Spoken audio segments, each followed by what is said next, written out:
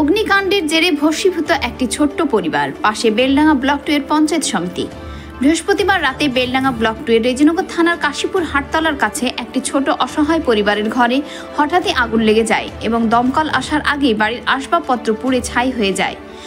শুক্রবার বিকালে ওই ছোট্ট পরিবারের তাবিরুন বিবির হাতে তুলে দিলেন একটি ত্রিপল, রান্নার সরঞ্জাম ও জামাকাপড় বেলডাঙ্গা ব্লক 2 এর পঞ্চায়েত সমিতির প্রতিনিধি আতাউর রহমান। সেই সঙ্গে উপস্থিত ছিলেন কাশীপুর পঞ্চায়েতের প্রধান ও মেম্বাররা। রেজিনগর থেকে সোমনাথ হালদারের রিপোর্ট, এএসআর নিউজ।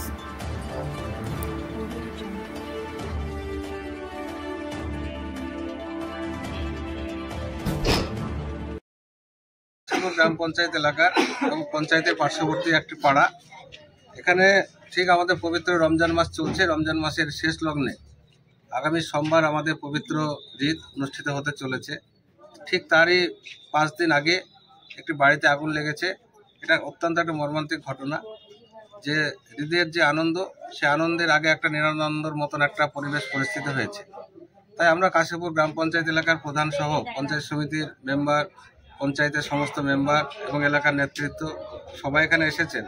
যেই পরিবারটা একটা মুসলিম সম্প্রদায়ের যে বড় ধরনের যে ঈদ, যে আনন্দ হয় গোটা বাংলা নয়, গোটা বিশ্ব জুড়ে, তার ব্যতিক্রম আমাদের কাশীপুরও নয়।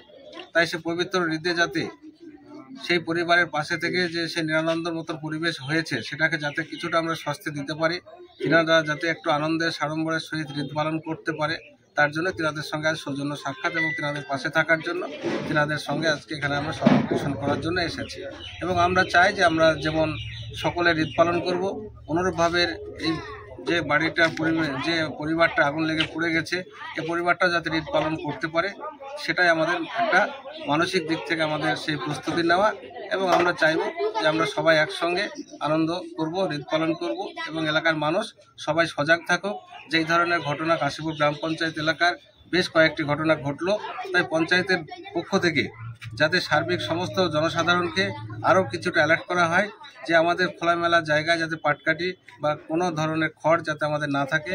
যেই ধরনের ঘটনা থেকে পরিবার যাতে নিশ্চিন্ত না হয়ে যায়, পরিবারগুলো যাতে একদম ম্যাস্ট না হয়ে যায়, যাতে সজাগ থাকে, সেটার জন্য একটা আমরা প্রচারের প্রস্তুতিও আমরা নিচ্ছি। আজকে যত সামান্য উপহার তুলে দিলেন, আগামী দিনের পাশে কতটা থাকবেন বা কি দেবেন? অবশ্যই পরিবারের পাশে থাকবো। যে ঘরের বিষয়ে যতটা ক্ষয়ক্ষতি হয়েছে, যাতে আমরা দেখুন, আমাদের বিশেষ করে বাংলার মুখ্যমন্ত্রী মমতা ব্যানার্জি এবং অভিষেক ব্যানার্জি যেভাবে মানুষের পাশে থাকেন, প্রতিটা মানুষের পরিবারের যেভাবে প্রকল্পের মাধ্যমে সুযোগ সুবিধা দিচ্ছে, আমরাও সেই মমতা ব্যানার্জির, অভিষেক ব্যানার্জির আমরা সৈনিক।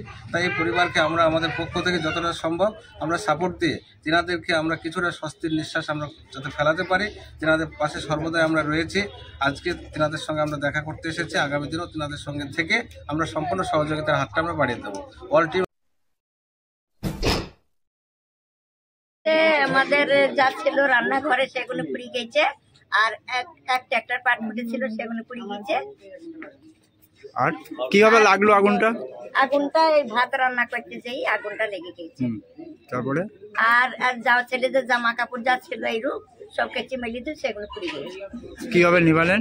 নিবাবু দুটো গাড়ি, মোটর ফিট করলো, আর একটা গাড়ি এসেছিল সরকার থেকে। আপনার নাম?